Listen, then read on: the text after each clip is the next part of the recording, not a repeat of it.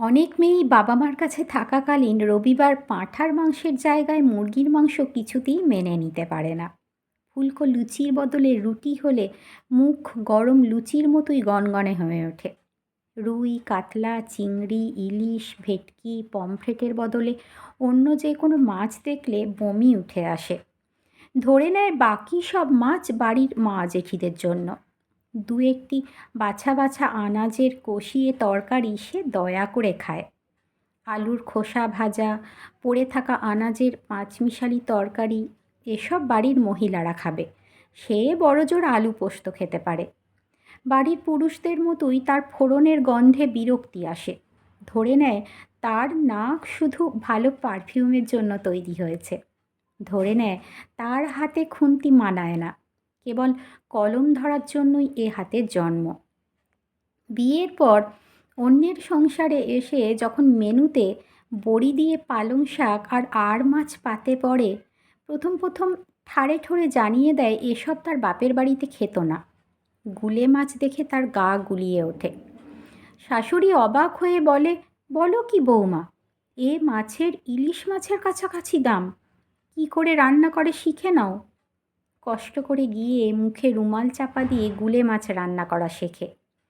শেখে পাঁচমিশালি তরকারিতে পাঁচ ফোড়ন দিলে রান্নার স্বাদ আরও বাড়ে। অবাক হয়ে দেখে হলুদের প্যাকেট থেকে সবটা হলুদ ঝেড়ে ঝুড়ে বের করে নিয়েও প্যাকেটে জল ঢেলে মশলার বাটিতে দেন শাশুড়ি। মেয়েটি মনে মনে ভাবে, কি কিপ্টে রে বাবা। তারপর একদিন মেয়েটির মাথায় দু একটা রুপোলি চুল উঁকিঝুঁকি মারে। শাশুড়ির খুন্তি রিলে রেসের ব্যাটনের মতো তার হাতে সমর্পিত হয়। সেই মেয়েই রবিবার বেলা 10টায় রান্নাঘর থেকে কচি গলায় হুঙ্কার শুনতে পায়, হোয়াই রুটি মা, তুমি এসব খাও, আমি খাবো না। আজ সানডে, চিকেন নুডলস করতে পারোনি? কমসে কম লুচি তো করতে। লাঞ্চে কিন্তু মাটন মাস্ট। বউটি তখন আলুর খোসাগুলো যত্ন করে তুলে রাখছে পোস্ত ছড়িয়ে ভাজবে বলে।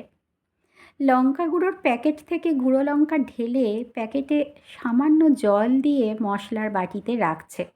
আজকাল ভীষণ দাম বেড়েছে তাই। ইতিমধ্যে বাজার আসে।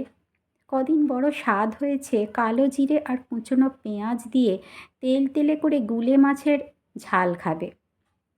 ব্যাগে উঁকি মেরে দেখে গুলের বদলে পাঁকাল এসেছে, তাই যত্ন করে রাঁধবে বলে তেল ছাড়ে। ভিতর থেকে আওয়াজ আসে, ইস মা, কী সব ক্লাসলেস মাছ রাঁধো, কি বিশ্রী গন্ধ আসছে। বৌদি মনে মনে বলে, একদিন বুঝবি এসব মাছ কত এক্সপেন্সিভ।